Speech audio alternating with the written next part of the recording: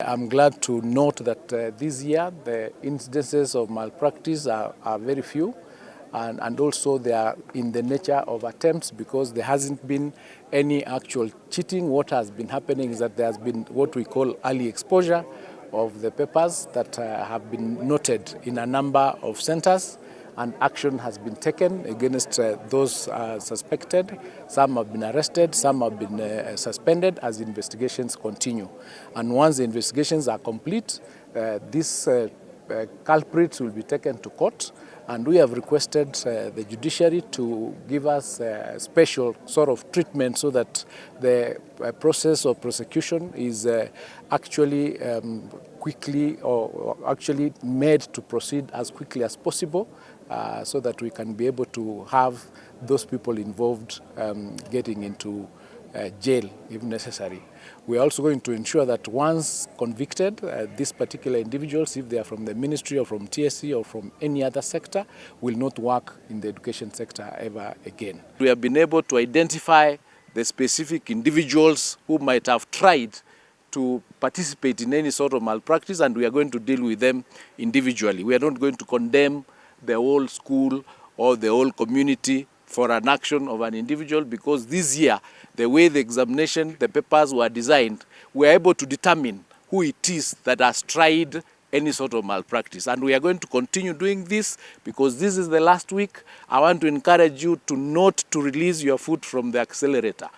I'm also wishing to let you know that in terms of the strikes that are going on, negotiations are going on with the unions, and we are hoping that we'll reach a possible solution very, very soon.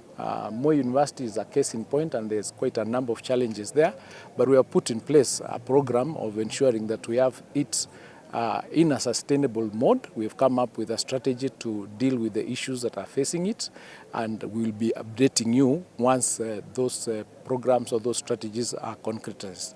So I want to just say that in the education sector, we are doing everything that we can to stabilize the sector and ensure that our children are able to study with certainty, and we want to bring hygiene into the education sector.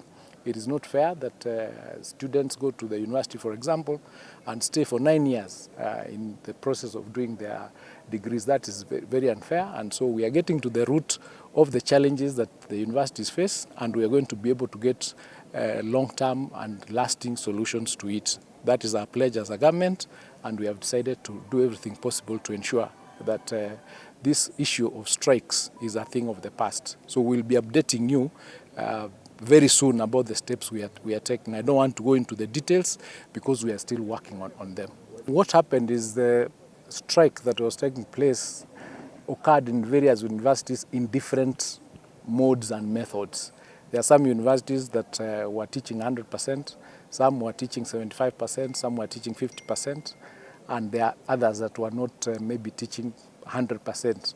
So in the universities where teaching took place, examinations will take place. In the universities where the management feels that the students are not well equipped because of the time they've lost, they will do the necessary adjustments to ensure that the exams that are done in accordance with the regulations in the university. So these are individual management decisions that would be made by the universities and their senates.